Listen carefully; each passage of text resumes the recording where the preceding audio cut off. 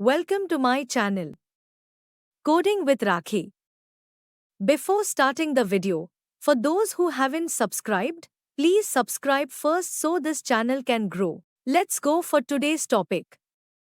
Statistics of data types in data sciences. Actually जो भी हम डेटा यूज करते हैं डेली लाइफ के अंदर वो डिफरेंट टाइप का हो सकता है। फॉर एग्जाम्पल डिफरेंट टाइप का डेटा किस टाइप से हो सकता है? फॉर एग्जाम्पल इंटीजर हो सकता है जो कि जिसको हम होल नंबर्स बोलते हैं। For example I am saying 10, 20, 30। फिर डेटा जो हो सकता है फ्लोट टाइप का हो सकता है, that will be having decimal values. It can B Boolean type. Boolean में क्या होगा, सिर्फ दो ही वैल्यूज होती हैं, ट्रू और फॉल्स। डेट टाइप हो सकता है जिसके अंदर हम करंट डेट यूज कर सकते हैं और any date we can specify into it. फिर हमारे पास डेटा टाइप होता है स्ट्रिंग टाइप। स्ट्रिंग क्या होता है, जिसके अंदर हम सिंगल कोट्स या डबल कोट्स या in Python we can put the triple quote. Triple quote means multiple line text होता है। तो ये सारे डेटा टाइप्स होते हैं इन पाइथन। ये सारे पाइथन के डेटा टाइप्स हैं। बट जब हम स्टैटिस्टिक करते हैं तो पहली बात तो ये कि जो स्टैटिस्टिक्स होती है वो दो तरीके के डेटा के ऊपर एप्लीकेबल होती है। कौन से दो, वो हम देखते हैं। तो first of all we have to understand what data science is. तो डेटा साइंस का मतलब हो गया कि हमारे पास बहुत सारा डेटा है और वो हमारा डेटा साइंस मतलब क्या होता है, that we have to do some experiment on it. Experiment on data, और उस एक्सपेरिमेंट ऑन डेटा से हमें कुछ आउटपुट निकालना है। ये हमारा डेटा साइंस होता है। अब इसमें बहुत सारी चीजें हैं, बहुत एक बिग पिक्चर आती है, एक लेयर्ड डायग्राम बनता है, वो हम देखेंगे आगे। तो अभी हम फिलहाल थ्योरेटिकली पढ़ सकते हैं। In data science we aim to do different experiments with the raw data. Raw data का मतलब होता है the data which has been or collected in collection form। जो भी आपकी जो जिस फॉर्मेट में आपने उसको कलेक्ट किया उसको हम रॉ डेटा बोलते हैं, उसको कोई मॉडिफाई नहीं किया आपने।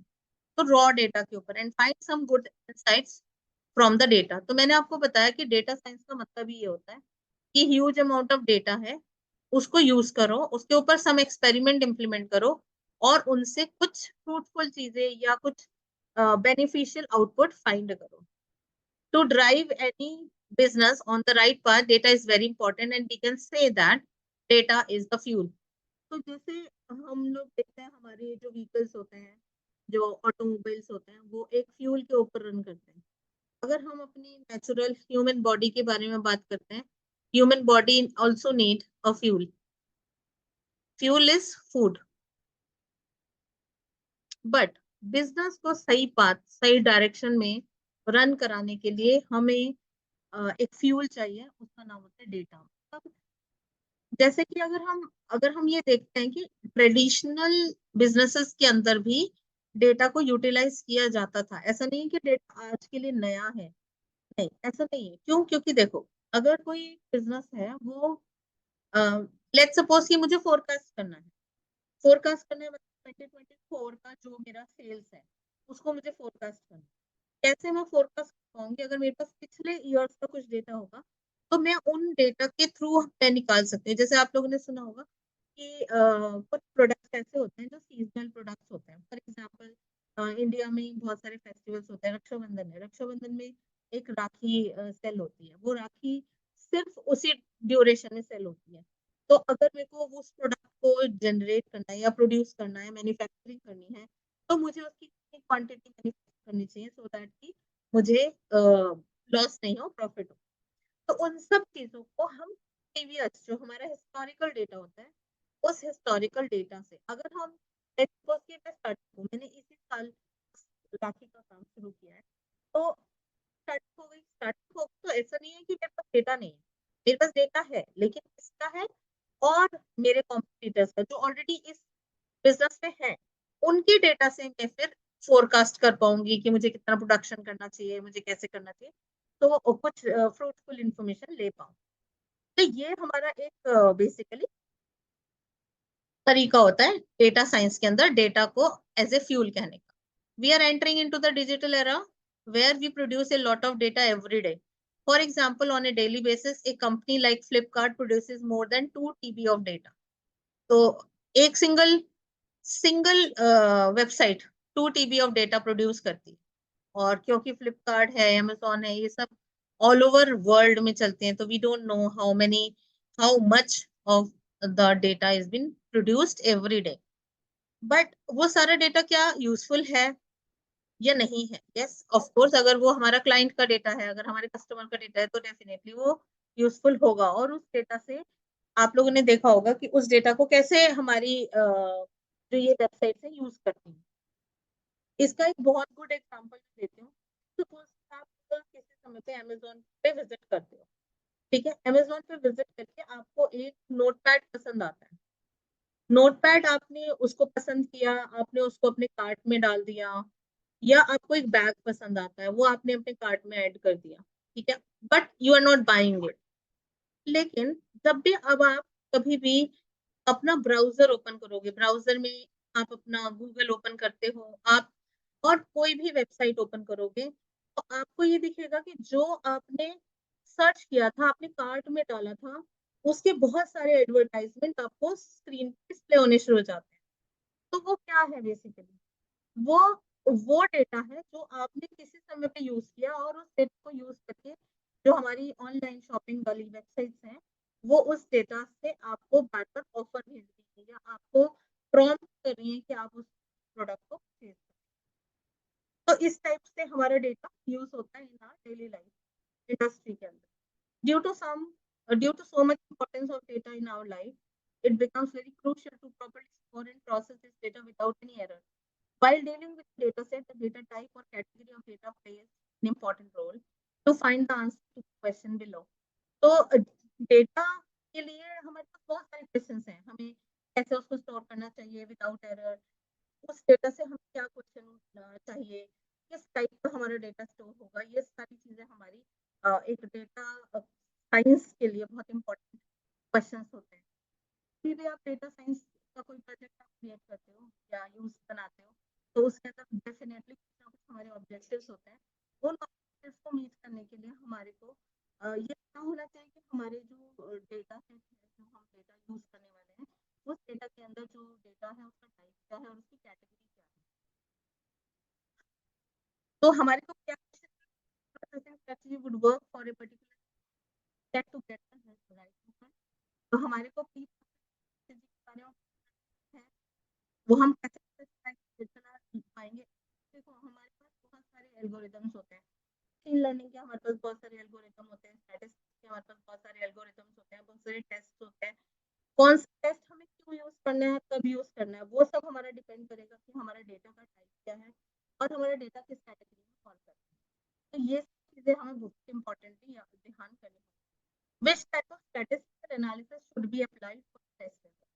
तो हमारा जो ऑब्जेक्टिव है, जो हमारे क्वेश्चंस हैं, जो हमारे डेटा साइंस के प्रोजेक्ट क्वेश्चंस हैं, उन क्वेश्चंस के आंसर को फाइंड करने के लिए हमें प्रोडक्ट के डेटा, हमारे को जो एट्रीब्यूट्स हैं उनके डेटा टाइप और उनकी कैटेगरी के बारे में बहुत अच्छा होना चाहिए. दो तरीके की स्टैटिस्टिक्स और इन्फ्रेंशियल स्टैटिस्टिक्स. अब दोनों में क्या फर्क है वो भी देख लेते हैं. So descriptive statistics means it will describe the data. Describe the data का मतलब क्या हुआ, हमारा डेटा कैसा है, क्या क्या यूज कर सकते हैं, मीन यूज कर सकते हैं, स्टैंडर्ड डेविएशन यूज कर सकते हैं, चार्ट्स बना सकते हैं, प्रोबेबिलिटी डिस्ट्रीब्यूशन देख सकते हैं. ये सब चीज हमारे किस में आती है, डिस्क्रिप्टिव स्टैटिस्टिक्स के अंदर.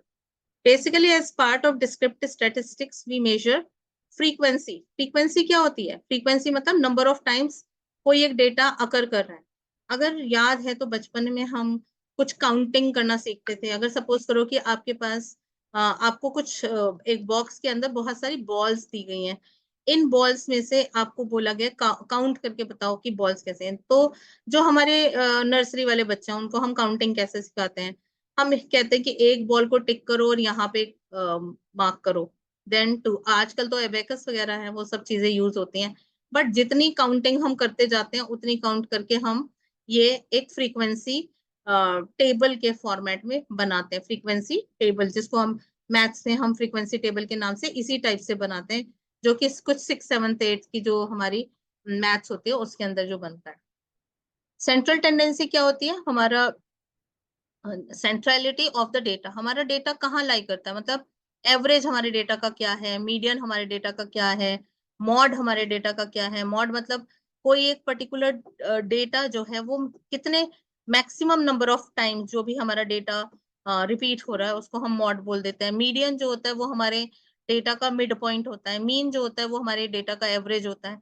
डिस्पर्शन क्या होता है, सेंट्रल टेंडेंसी जो होती है वो बेसिकली सेंट्रलिटी बताती है, और डिस्पर्शन जो होता है हमारे डेटा का स्प्रेड बताता है कि हमारा डेटा कितनी जगह पे फैला हुआ है।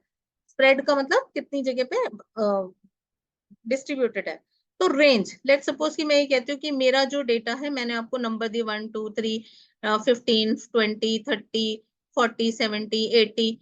तो अब आप क्या बताओगे, इसकी रेंज क्या बताओगे, आप कहोगे कि मेरा डेटा जो है इस 1 से स्टार्ट हो रहा है और इट लाइज बिटवीन 80। तो 1 से 80 रेंज क्या होगी मेरी, 1 to 80।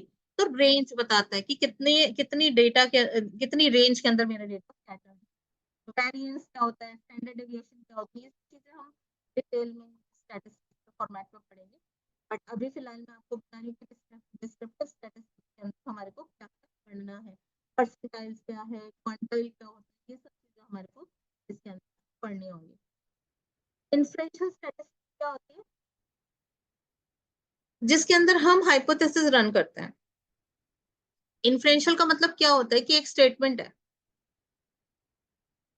I am saying sun rises in east, this is my hypothesis, ये मेरी assumption है। अब ये hypothesis, ये मेरी assumption जो है ये या तो ट्रू होगी या तो फॉल्स होगी, ठीक है। तो ये बेसिकली हाइपोथेसिस टेस्टिंग कहलाता है, किसी भी एक assumption को ट्रू और फॉल्स डिक्लेयर करना by using a certain test are called as hypothesis testing. In inferential statistics, we estimate the population parameter or we run the hypothesis testing to access the assumptions made about the population parameters. In simple terms, we interpret the meaning of the descriptive statistics by inferring them to the population.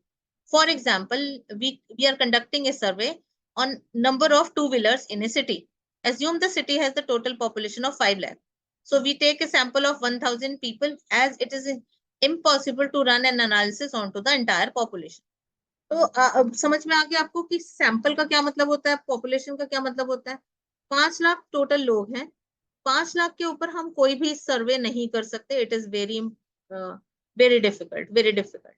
तो क्या किया हमने, कुछ 1000 लोगों को select किया जो कि इस वो 1000 लोग इन 5 लाख लोगों को रिप्रेजेंट करेंगे, और हमने उनके ऊपर एनालिसिस रन किया। और एनालिसिस रन करने के बाद जो भी हमारे को रिजल्ट आया वो हम एज्यूम कर लेंगे कि ये जो 5 लाख लोग हैं, ये 5 लाख लोग भी यही मतलब उनका भी यही डिसीजन होगा या उनका भी यही रिजल्ट होगा। From survey conducted, it is found that 800 people out of 1000 means 80% are two-wheeler. So we can infer that these results to the population and conclude that 4 lakh people out of 5 lakh population are having two-wheeler or they drive two-wheeler. तो हमने 1000 लोग लिए थे 5 लाख में से, तो जो ये 1000 लोग 5 लाख को रिप्रेजेंट करते थे।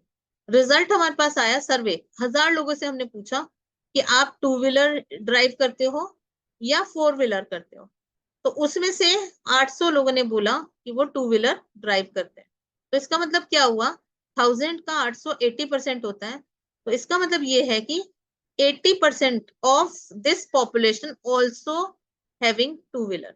मतलब हमने इन्फर किया हमने एक स्टेटमेंट, हमने एक सैंपल के ऊपर टेस्ट को रन किया और उसका रिजल्ट जो है वो हमने टोटल पॉपुलेशन के ऊपर इम्प्लीमेंट किया। सो अब हमारे पास ये दो तरीके की स्टैटिस्टिक्स हो गई, तो इसमें डेटा कैसे यूज होता है वो हम देख लेते हैं। पाइथन का डेटा तो हमें पता है, integer 64, float 65, 64, boolean, string, date, ये सब होते हैं।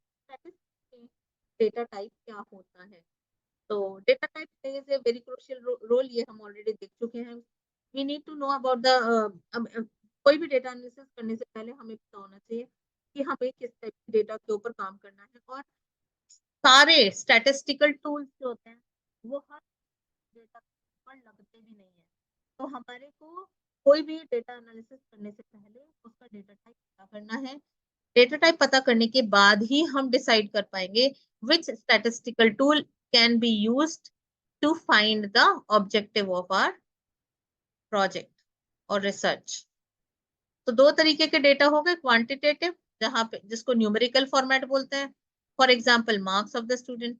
एक होता qualitative data, non numerical, for example I colour, car brand, city, और बहुत बहुत मीन्स ये अगर अकाउंट्स कभी पढ़ा होता है तो इसके अंदर tangible and non tangible assets जो होती हैं वो आती हैं, मतलब जितने भी नॉन टेंजिबल एसेट्स होते हैं ना, जैसे गुडविल हो गया, ये सब चीजें हमारी क्वालिटेटिव डेटा के अंदर आती हैं, क्वालिटी जो बताता है वो।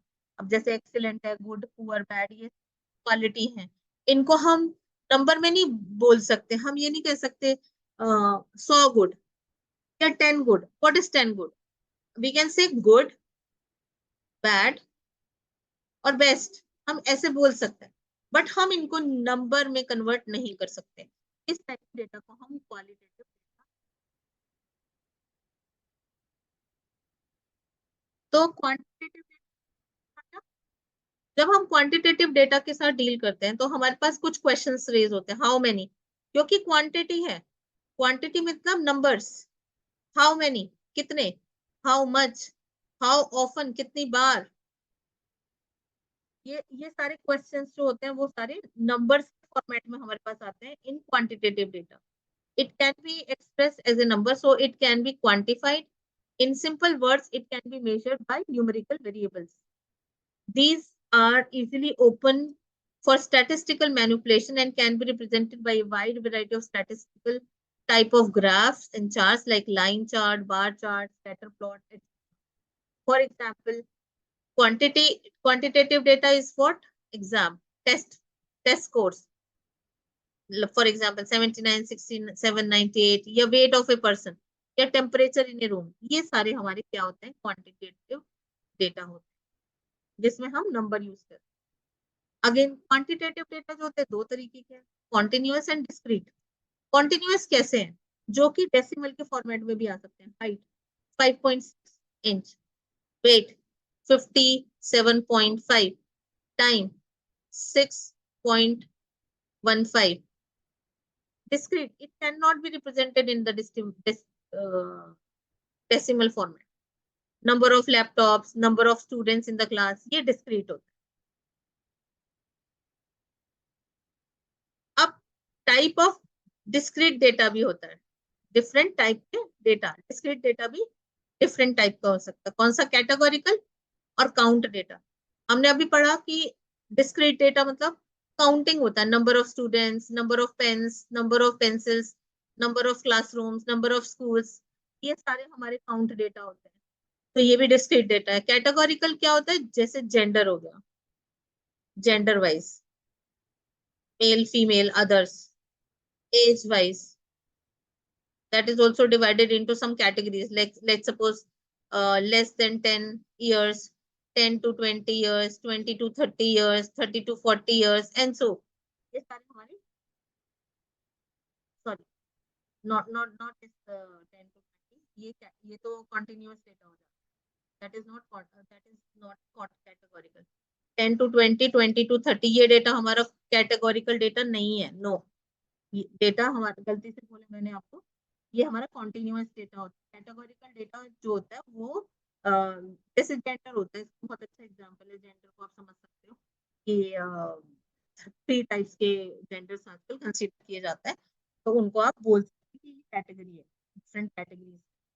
एज एज अगर आप देखते हो तो जैसे किड्स हैं, देन टीनेजर्स हैं, देन टीनेज मींस हम बोल सकते हैं न्यूबॉर्न, ये ऐसे कैटेगरी में आएगा age wise. Then teenage, then adult, then middle age, then old age. So ये अलग अलग कैटेगरीज होगी हमारी एज के अकॉर्डिंग। तो ये कैटेगरिकल डेटा होता है, डिस्क्रीट डेटा। तो ये हमने समझ लिया। जैसे एज हो गया, काउंट हो गया 0 to 5, एज हो गया। एज ये यहाँ पे गलत लिख दिया, ये यहाँ पे होना चाहिए gender.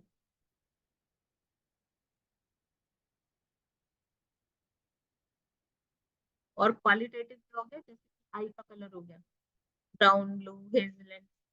Now coming on to the qualitative. Qualitative जिसको हम which consists of words, pictures, symbols but not numbers। For example अगर आप लोगों ने बहुत सारी बार आप लोग मैक्सिमम लोग अमेजोन पे काम करते हैं, अमेजोन के अंदर जो हमारे रिव्यूज होते हैं, रिव्यूज जो होते हैं वो एक पूरे पैराग्राफ के फॉर्मेट में लिखे होते हैं।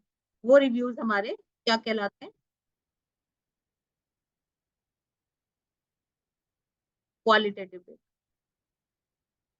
It is also known as categorical data. there are some question how this has happened, why this has happened, ये सब हमारे क्वालिटी में आता है, how, why। अब जैसे कलर ऑफ सी है, popular holiday destination such as Switzerland, New Zealand, south Africa. एथेंटिसिटी है, ethnicity such as American, Indian, Asian, ये कैटेगोरिकल डेटा और ये क्वालिटेटिव है। नाउ क्वालिटेटिव डेटा जो होते हैं वो रिसर्च के अंदर दो तरीके से माने जाते हैं, नॉमिनल डेटा और ऑर्डिनल डेटा। बहुत इंपॉर्टेंट है, ये आपको ध्यान रखना। नॉमिनल डेटा क्या होता है, तो ये हम देख लेते हैं कौन कौन से डेटा क्या क्या होता है। नॉमिनल स्केल भी बोलते हैं उसको, नॉमिनल, ऑर्डिनल, इंटरवल और रेशो। ये जो दो ऊपर के स्केल्स हैं, नॉमिनल और ordinal, these comes under qualitative. और ये जो नीचे के जो होंगे वो क्वांटिटेटिव, नंबर से deal.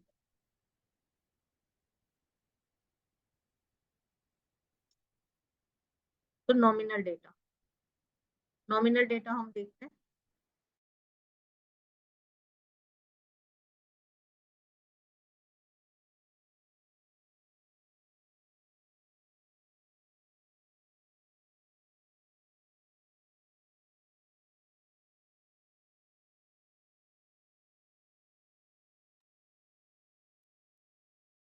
Data type is used just for labeling the variables without having any quantitative value. Here the term nominal comes from the Latin word nomen, which means name. This scale contains at least information. Since the data have names label only, it can be used for classification. We cannot perform any mathematical operation on the nominal data because there is no numerical values. तो अगर हम mean, median, mode भी, descriptive या dispersion, कोई भी type का statistics apply करना चाहेंगे तो हम इस टाइप के डेटा स्केल के ऊपर नहीं कर सकते। जैसे मैंने आपको बताया gender, hair colour, marital status etcetera, ये सारे हमारे नॉमिनल स्केल में आते हैं। इनको हम नॉमिनल डेटा भी बोलते हैं। इनके लिए कभी भी हमारे को अगर ये डेटा है हमारा, इस टाइप का डेटा है, तो हम क्या क्या कर सकते हैं, हम इनके ऊपर पाई चार्ट बना सकते हैं, हम इनके ऊपर बार चार्ट बना सकते हैं। नॉमिनल डेटा पे बार चार्ट कैसे बनाएंगे, काउंटिंग के बाद, काउंट करके। मीन्स अगर हम देखें रिपब्लिकन कितने हैं, ये सपोज करो 32 हैं, डेमोक्रेटिक कितने हैं 45 हैं, अदर्स कितने हैं, काउंट काउंट लिया है हमने। यहाँ पे हम ऐसा नहीं है कि इनकी वैल्यू के ऊपर हम कुछ बना रहे हैं, इनके काउंट्स के ऊपर हम बना रहे हैं। ऐसे ही हमारे पास हमने परसेंटेज के फॉर्मेट में सेम काउंट्स को रिप्रेजेंट कर दिया। तो जब भी कभी हमारा नॉमिनल डेटा होता है तो या तो हमारा पाई चार्ट बन सकता है या फिर हमारा बार चार्ट बन सकता है। ये चीज हमारे को हर प्रोजेक्ट में रिक्वायर्ड होगी समझनी। ऑर्डिनल स्केल्स जो होते हैं वो हमारे होते हैं in comparison to the nominal scale, the ordinal scale has more information because along with the label it has the order और डायरेक्शन ऑल्सो। जैसे हमने अभी नॉमिनल में देखा उसमें तो सिर्फ हमारे को लेबल पता चलता है, इसके हमारे को थोड़ा सा उस बेटर होता है, तो थोड़ा सा मोर इंफॉर्मेशन। फॉर एग्जांपल इन्होंने लिया level, income level, high income, medium income, low income, ये बता रहे हैं आपको। हाई इनकम ज्यादा होगी थोड़ी, मीडियम मतलब बीच की इनकम होगी, लो मतलब लोएस्ट इनकम होगी। ये हमारे पास थोड़ा सा थोड़ी सी मोर इंफॉर्मेटिव होता है ऑर्डिनल स्केल। जैसे होता ही इसमें क्वालिटेटिव है, इसके ऊपर भी हम ज्यादा कुछ परफॉर्मेंस मैथमेटिकल नहीं करते। Ordinal data shows where the number is present in a particular order. This type of, जैसे नाम इंडिकेट ऑर्डिनल डेटा, तो ऑर्डिनल डेटा में अगर आपने देखा होगा अभी इससे पहले वाले में इनकम ग्रुप में हाई, मीडियम, लो, तो एक ऑर्डर बता रहा है, ये एक ऑर्डर बता रहा है। ठीक है, तो ordinal as the name is indicating ordinal data, this type of data is placed into some kind of order by their positions on a scale. Ordinal data may indicate superiority. Cannot do arithmetic operation onto this, ये हम पढ़ चुके हैं already. Ordinal variables are considered as in between qualitative and quantitative variables. What we can understand the ordinal data as qualitative data for which the values are ordered. For example, ordinal data maps marks as suppose first, second, third, fourth, fifth, ऐसे हम ये बोलेंगे 100, 95, 98, ये नहीं बोल पाएंगे। क्यों? क्योंकि वो ऑर्डिनल डेटा है। अब ये बोल सकते हैं ये स्टूडेंट है, इसको फर्स्ट हाईएस्ट मार्क्स मिले हैं, first marks, first order marks हैं, second order, third order and so. Ranking of the user in competition, ये ऑर्डर है। Rating of product taken by the company on the scale of 1 to 10, आपको बहुत सारे लोगों ने पूछा होगा कि अगर आप कहते हो कि अपनी एजुकेशन को आप या जो भी आप कर रहे हो एकेडमिक्स को आप अपने 1 to 5 के स्केल के ऊपर रेट करो, कैसे कर रहे हो, अपनी परफॉर्मेंस को आप रेट करो, ऐसे कई बार क्वेश्चंस पूछे जाते हैं डेली लाइफ के अंदर, तो वो भी आपका ऑर्डिनल डेटा ही होता है। हम टूल्स इसके अंदर बार ग्राफ के फॉर्मेट में यूज कर सकते हैं, क्योंकि ये भी काउंटिंग के ऊपर डिपेंड करता है, इसलिए जो भी चीज होंगी वो काउंट करके उनकी परसेंटेज, अगर आप यहाँ पे परसेंटेज भी देख पा रहे हो तो ये परसेंटेज कोई मैथमेटिकल परसेंटेज नहीं है, उस डेटा के ऊपर डायरेक्ट एप्लीकेबल नहीं है। किसके ऊपर है? इनकी काउंटिंग के ऊपर। जैसे रूम्स हैं तो किस टाइप के रूम्स हैं, वो कितने लोगों के लिए अवेलेबल हैं, या सेट या रूम्स का एक हमने सर्वे किया तो लोग कितने satisfied, number of people satisfied are 20%।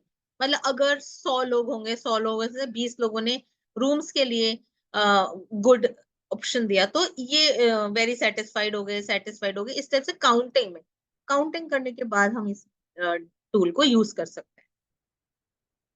अब आ जाता है क्वांटिटेटिव डिस्क्रीट, हमने ऑलरेडी पढ़ लिया। डिस्क्रीट डेटा किस टाइप का होता है? जैसे कि जिसके अंदर हमारे पास डेसिमल वैल्यूज हो सकती हैं, ठीक है, सॉरी डेसिमल नहीं, डिस्क्रीट का मतलब होता है whole numbers, integers only, whole numbers होते हैं, डेसिमल वैल्यूज नहीं होती, can not count the decimal values, क्योंकि ये एक डिस्क्रीट है। जैसे for example number of student present in a class, ये एग्जांपल है।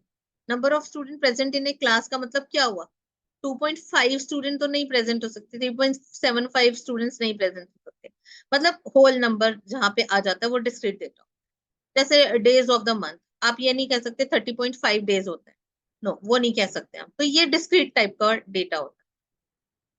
टूल्स इसके अंदर भी हमारे पास जो यूज किए जाते हैं वो बार ग्राफ के फॉर्मेट में होते हैं।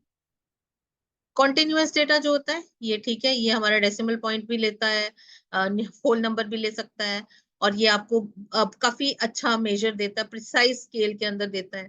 For example metre, centimetre, millimetre, exam etcetera, ये बहुत सारे मतलब अलग अलग स्केल, फाइनल लेवल पे डिवाइड किया जाता है information. It can be measured on the scale on the continuum and can be have at least any numeric value. A good great rule for defining if data is continuous or discrete is that the point of measurement can be reduced in half and still make sense the data is continuous। मतलब कहने की बात ये है कि अगर आपके पास कोई भी डेटा है उसको अगर आप हाफ तक रिड्यूस करते हो और उसके अंदर हाफ पॉइंट रिड्यूस करते हो, उसके बाद भी कोई सेंस बनती है, उसके बाद भी आप उस डेटा को मेजर कर सकते हो, उस डेटा को कुछ यूटिलाइज कर सकते हो, तो वो एक कंटिन्यूअस डेटा होता है। सिंपल सी लॉजिक ये है कि वो continuous data is been the data which can have the floating point numbers और डेसिमल। इसके ऊपर हमारे पास हिस्टोग्राम बनाया जा सकता है। Next is interval level. Interval जो लेवल है, मैंने आपको बताया था 4 स्केल्स होते हैं, nominal, ordinal, interval and ratio. Interval and ratio जो होते हैं वो कंप्लीट न्यूमेरिकल स्केल्स होते हैं। इनके ऊपर हम सारे टूल्स जो कि स्टैटिस्टिकल टूल्स होते हैं, mean, median, mode, in dispersion, for example range, we can say quartile, percentile, ये सब हम टूल्स इसके अंदर अप्लाई कर सकते हैं इंटरवल स्केल।